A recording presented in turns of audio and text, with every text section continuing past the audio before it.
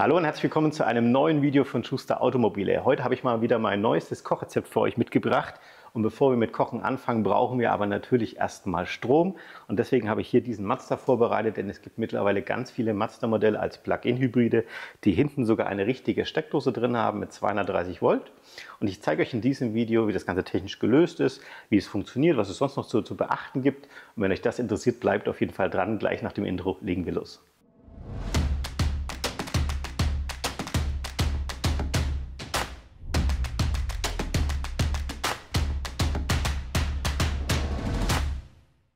Also ich sage es jetzt gleich mal ganz am Anfang vom Video. Heute geht es natürlich nicht um Kochrezepte, sondern natürlich weiterhin um Autothemen und speziell heute das Thema 230 Volt Steckdose in eurem Plug-in-Hybriden, wie das Ganze funktioniert, wie es technisch gelöst ist und so weiter. Und wir steigen direkt mal ein, wo sich diese Steckdose überhaupt befindet. Vielleicht habt ihr die ja noch gar nicht entdeckt, denn sie ist relativ gut versteckt hier so in schwarz. Da muss man tatsächlich ein bisschen aktiv hinschauen. Ihr seht hier so eine Abdeckung mit einer Leistungsangabe AC, ist also richtiger Wechselstrom, 225 Volt. 1500 Watt als maximale Leistungsangabe. Kann man hier nach unten klappen und ihr seht schon, ganz normaler Stecker, wie ihr das auch von zu Hause kennt. Und oben drüber ist dann noch ein An- und Ausschalter. Den schauen wir uns allerdings tatsächlich nochmal getrennt an. Es gibt bei ganz vielen Modellen aber auch nochmal eine zweite Steckdose im Fahrzeug. Die befindet sich hinter der Mittelkonsole. Schauen wir uns auch gleich mal an. Ihr seht schon hier unten, schaut ganz ähnlich aus. Auch hier wieder eine 220 Volt Steckdose mit 150 Watt Leistungsangabe, auch zum Öffnen hier kein Ein- und Ausschalter. Und das bringt mich im Endeffekt auch schon zur technischen Lösung und da fangen wir wieder hinten an, wie das Ganze denn gemacht wurde. Die deutlich leistungsfähigere Steckdose hinten mit ca. 1500 Watt läuft über einen eigenen Wechselrichter, der sich hier unter der Kofferraumabdeckung befindet. Den schauen wir uns einfach mal zusammen an. Ist ein bisschen aufwendiger dahin zu kommen, also ist nicht so, dass man da regelmäßig hin muss. Man muss als allererstes mal die Abdeckung wegnehmen. Und hier gibt es für das Bose Soundsystem so ein Kabel drin. Dann einfach diesen Stecker hier abmachen, dann komme ich da besser hin. Und hier ist noch eine kleine, ja, wie soll ich sagen, ein kleines Gewinde mit einer Mutter drauf. Das müsst ihr einfach öffnen. Und dann könnt ihr hier auch schon den Styroporblock rausnehmen. So sieht es übrigens jetzt hier im Kofferraum von diesem Mazda-Modell aus. Wir hatten euch das auch schon in einem Video mal verlinkt. Schicke ich euch hier oben links mal, könnt ihr euch gerne mal anschauen, da hatten wir eine Anhängerkupplung eingebaut. Auf der rechten Seite seht ihr den Bose Subwoofer, den brauchen wir heute nicht. Wir nehmen heute diesen Wechselrichter in nähere Betrachtung. Und ihr seht schon, dieses Teil hat verschiedene Kabel dran. Es liegt auch daran, ein Wechselrichter wechselt ja sozusagen die Spannung aus dem Hochvolt-Akku, die kommt über die orangenen Kabel an und verwandelt das in 230 Volt. Das ist dann dieses schwarze Kabel, was direkt hier zu dieser Steckdose geht. Und damit ist es dann auch nutzbar für unsere Haushaltsgeräte. Die Energie selber, die ihr bekommt, stammt ja aus dem Hochvolt-Akku. Der arbeitet ungefähr so mit 355 Volt. Hat jetzt hier bei diesem Modell eine Kapazität, man sagt eine Bruttokapazität von 17,8 Kilowattstunden. Die tatsächliche nutzbare Kapazität, die sogenannte Nettokapazität, ist ein bisschen geringer. Die genauen Werte sind nicht kommuniziert, aber ihr könnt ungefähr so von ca. 17 Kilowattstunden ausgehen. Und das ist natürlich eine ganze Menge Energie, die wir für wahnsinnig viele Dinge auch benutzen können. Ihr seht schon, der Wechselrichter ist auch aktiv gekühlt. Er hat ja auch eine Leistung von 1500 Watt. Wir reden hier von einer Dauerleistung. Und wir haben bei unserem Test diesen Wechselrichter auch schon wirklich ziemlich lange und ziemlich hart belastet und konnten hier zum einen mal praktisch kaum eine Geräuschbelästigung oder irgendwas vernehmen von diesem Wechselrichter, und auch von der Temperatur war es immer so, dass wir die Hand drauf halten konnten und das im Endeffekt nur handwarm geworden ist. Also wirklich sehr gut auch ausgelegt und wir sind teilweise auch deutlich über die Leistungsangabe dieses Wechselrichters gegangen. Dann gibt es hier natürlich noch eine zweite Steckdose in dem Fahrzeug, die hatte ich euch gerade ja schon gezeigt, mit 150 Watt. Die läuft tatsächlich nicht über diesen Wechselrichter, sondern ist nochmal getrennt davon zu betrachten. Der 1500 Watt Wechselrichter funktioniert tatsächlich nur im Stand, kann also beim Fahren nicht aktiviert werden. Und die 150 Watt Steckdose, die kann beim Fahren aktiviert werden. Das sind also wieder ganz unterschiedliche Einsatzzwecke, für die ihr verwenden könnt, aber da kommen wir auch gleich noch dazu. Ich baue jetzt mal wieder alles zusammen und dann zeige ich euch, wie ihr die Steckdose aktivieren könnt. Um die hintere 1500 Watt Steckdose zu aktivieren, müsst ihr bitte zweimal den Startknopf drücken. Funktioniert natürlich nur, wenn der Schlüssel im Fahrzeug ist. Bitte dabei keine Bremse, keine Kupplung drücken. Einfach nur zweimal hier auf diesen Startknopf. Das reicht vollkommen aus. Wenn ihr nicht wollt, dass das Tagfahrlicht leuchtet, während ihr die Steckdose hinten benutzt, was durchaus sinnvoll ist, nehmt einfach links den Lichthebel und schaltet ihn auf Off. Dann ist die Beleuchtung raus und wir stören niemanden. Jetzt schauen wir mal wieder hinter. Für unseren ersten Test habe ich hier mal unseren Werkstattstaubsauger genommen. Der passt auch ganz gut vom Leistungsniveau. Angegeben ist er mit 1200 Watt, maximal 1400 Watt stehen auf dem Label. Ist auch ein ganz netter Einsatzzweck, wenn ihr irgendwo euer Auto wascht und ihr möchtet nicht irgendwo Geld dafür bezahlen fürs Saugen. Nehmt einfach euren eigenen Staubsauger mit, könnt ihr hier mit dieser Steckdose machen. Ihr steckt einfach diesen Stecker in die Steckdose rein. Die Reihenfolge ist eigentlich relativ egal, ob ihr jetzt zuerst den Stecker reinsteckt oder nicht. So, Achtung, Aufwand hochkant das Ganze und dann bitte hier auf diese Taste drücken. Dann hört ihr auch schon so ein bisschen was, dass sich da ein Relais umschaltet und jetzt, wenn diese Lampe von blinkend auf Dauerleuchten geht, ist das System auch schon scharf geschalten und funktioniert. Und ich zeige es euch einfach mal, einfach hier auf Angehen und schon könntet ihr euer Auto saugen. Also ziemlich einfach, wenn ihr es nicht mehr braucht, könnt ihr natürlich dann einfach jetzt hier diese Taste drücken oder einfach das Auto ausmachen. Das würde dann eben ganz genauso funktionieren. Was wären denn noch so typische Einsatzzwecke? Es gibt natürlich nicht nur Staubsauger, aber wenn wir jetzt mal so ein bisschen im Handwerkerbereich bleiben, vielleicht habt ihr einen kleinen Schrebergarten, vielleicht ein Rasenmäher, Bohrmaschine, sowas in der Art könnte gut funktionieren. Natürlich gibt es auch ja, im Bereich Camping und Outdoor sehr viele Sachen, die man da verwenden könnte. Wenn ihr mit dem Wohnwagen unterwegs seid, könnt ihr zum Beispiel einen Wasserkocher, Kaffeemaschine anschließen. Das ist meistens immer so die Grenze, wo die kleineren Wechselrichter nicht mehr leisten können. Oder im Sommer vielleicht auch eine mobile Klimaanlage, um den Wohnwagen ein bisschen runterzukühlen. Auch eine tolle Sache, die man dafür verwenden könnte. Wenn ihr jetzt eher so ein bisschen beim Angeln unterwegs seid, natürlich vielleicht auch ein kleiner Fernseher oder irgendwelche anderen Gimmicks, die ihr da im Auto verwenden wollt. Was ich euch allerdings nicht empfehlen würde, ist dann vielleicht, wenn ihr im Auto übernachten wollt, dass ihr irgendwelche Heizlüfter im Auto anmacht. Das ist tatsächlich gefährlich durch die Hitzeentwicklung. Das solltet ihr also möglichst vermeiden.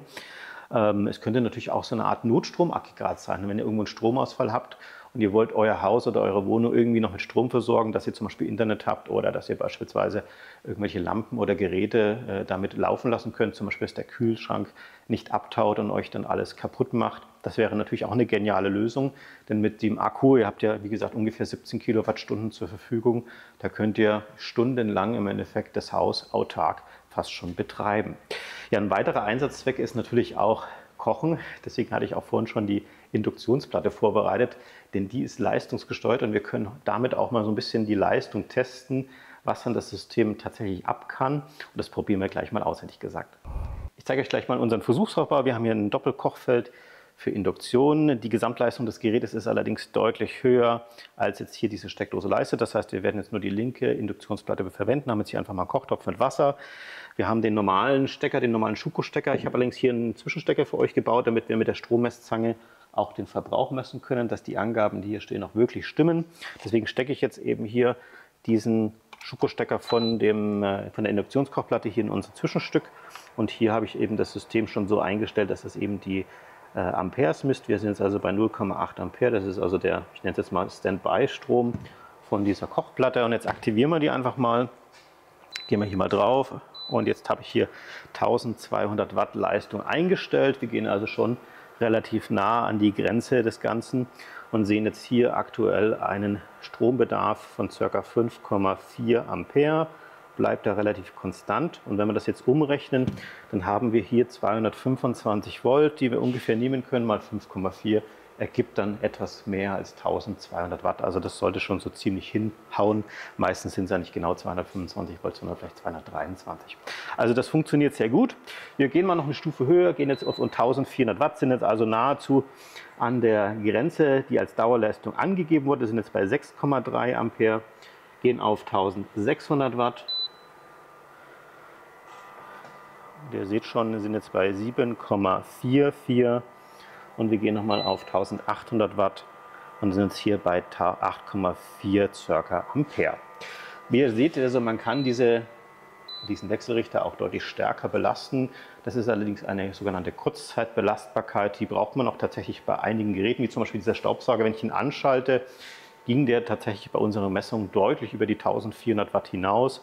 Und das ist eben meistens bei Bohrmaschinen oder solchen elektrischen Motoren der Fall. Das kann dieser Wechselrichter absolut ab. Wir sind auch schon bis an die 2000 Watt gegangen. Empfehle ich allerdings natürlich nicht, sondern es wirklich nur für eine sehr kurze Zeit, aber niemals mehr als 1500 Watt dauerhaft abverlangen. Und wenn ihr die Kochplatte dann natürlich nicht mehr braucht, so wie jetzt hier bei mir in diesem Beispiel, dann einfach hier ausschalten das Gerät, hier auf die Taste drücken, deaktivieren und natürlich den Stecker ziehen. und damit seid ihr im Endeffekt auch schon wieder startklar, könntet jetzt mit dem Auto wieder losfahren. Dann haben wir natürlich noch unsere 150 Watt Steckdose im Fahrzeug, die ja auch beim Fahren funktioniert. Und die läuft ein bisschen anders vom Stromverbrauch. Das heißt, die nimmt sich also tatsächlich die Energie direkt aus der 12-Volt-Batterie. Wenn ihr fahrt, natürlich dann auch aus dem Hochvolt-Akku oder natürlich auch aus der Lichtmaschine, wird also dann beim Fahren zusätzlich gespeist. Aber wenn ihr eben steht, wie jetzt gerade mit aktivierter Zündung, wird ihr natürlich dann, wenn ihr wirklich 150 Watt nehmt, relativ viel Energie aus der Batterie rausgenommen werden. Das solltet ihr also nicht längere Zeit machen, wenn dann überhaupt über wenige Minuten. Beim Fahren auf jeden Fall eine geniale Sache. Da könnte man zum Beispiel seinen Laptop oder auch ein E-Bike-Akku einfach schon während der Fahrt wieder aufladen. Sobald ihr die Zündung ausmacht, ist natürlich dann auch diese 150 Watt Steckdose komplett aus und damit eben auch kein Stromverbrauch mehr messbar. Ihr habt uns auch sehr häufig gefragt, welcher Akkuzustand dann eigentlich notwendig ist, damit die Steckdose hinten funktioniert. Und wir haben hier mal ein schönes Beispiel für euch vorbereitet. Ihr seht schon, unser Akku hat gerade im Moment nur 4%, ist also schon sehr tief entladen. Und bei unseren Tests war es tatsächlich so, dass also diese Steckdose sich auch bereits bei einem Akkuzustand von nur 1% aktivieren ließ, natürlich bis 100% hoch. Und wenn dann eben 0% erreicht war, hat es ungefähr so 1 Minute gedauert, dann hat sich hinten die Steckdose von selber abgeschaltet. Ihr habt also wirklich hier die komplette Bandbreite eurer Akkukapazität zur Verfügung, um eben Strom zu generieren oder selber zu erzeugen. An dieser Stelle möchte ich euch aber noch ein paar Sicherheitstipps mitgeben, die ihr bei der Benutzung der Steckdose beachten solltet. Eins davon habe ich hier schon mal simuliert. Typischer Fall, ihr habt ein Kabel angeschlossen, nach außen geführt, wenn ihr irgendwo im Campinghof zum Beispiel seid, und dann fängt es an zu regnen. Was macht man natürlich intuitiv? Drückt hier auf die Taste, damit sich die elektrische Heckklappe schließt. Da solltet ihr auf jeden Fall aufpassen, dass sich hier das Kabel nicht irgendwie quetscht oder beschädigt wird. Das wäre natürlich gefährlich. Am besten macht ihr eben nicht die elektrische Heckklappenfunktion, sondern zieht die Heckklappe ganz langsam einfach nach unten und gar nicht unbedingt zumachen. Das ist auch absolut nicht notwendig, so stark kann das gar nicht regnen, sondern einfach so ungefähr einen Zentimeter davor stehen lassen, so zum Beispiel, und dann ist der Innenraum komplett geschützt. Bei uns im Kabel war es jetzt tatsächlich so, weil es eben auch sehr dünn ist und auch sehr fest, da war es auch so, dass wir es schließen konnten und es hat sich hier keinerlei Quetschung oder irgendwas gezeigt, aber ihr seht schon, das Ganze ist hier unten ziemlich knapp, also es funktioniert wirklich nur bei so einem dünnen Kabel, ansonsten würde ich euch das nicht empfehlen. Ein weiteres wichtiges Thema ist noch der Schlüssel im Fahrzeug. Ihr habt ja gesehen, um diese Funktion zu aktivieren, musstet ihr die Zündung auf Stufe 2 machen. Und wenn das Auto auf Stufe 2 läuft, könnt ihr es nicht von außen absperren, sondern es bleibt immer offen. Und wenn dann natürlich der Schlüssel auch noch im Auto liegt, ist euer Auto natürlich komplett ungeschützt. Das heißt, theoretisch könnte sich dann jemand hinten die Steckdose rausziehen, ins Auto einsteigen und das Auto natürlich mit eurem Schlüssel starten. Das solltet ihr auf jeden Fall verhindern. Schlüssel also auf jeden Fall aus dem Auto raus. Und grundsätzlich solltet ihr auch immer euer Auto nicht unbeaufsichtigt lassen, wenn ihr hier diese Steckdose benutzt. Das ist also auch noch wichtig für euch. Ich finde es ein richtig cooles Feature, was Mazda hier anbietet mit dieser Steckdose, und die kann man wirklich super vielfältig einsetzen. Und vielleicht gibt es ja auch schon einige Zuschauer unter euch, die sie wirklich auch benutzt haben und vielleicht irgendwas gefunden haben, wo sie besonders praktisch ist. Und dann freuen wir uns natürlich auch, wenn ihr das hier in die Kommentare reinschreibt. Da können im Endeffekt auch die anderen Zuschauer von profitieren. Habt ihr noch irgendwelche Fragen zur Bedienung oder generell zu diesem System, schreibt es einfach auch in die Kommentare rein. Versuche ich immer so schnell wie möglich zu antworten. Hat euch dieses Video geholfen oder auch gefallen, freuen wir uns natürlich über einen Daumen nach oben. Vergesst nicht, unseren Kanal zu abonnieren, das ist natürlich kostenlos für euch. Und wenn ihr die Glocke drückt, kriegt ihr immer eine Info, wenn wir ein neues Video hochgeladen haben. Ansonsten danke ich wie immer fürs Zuschauen und wir sehen uns wieder beim nächsten Video.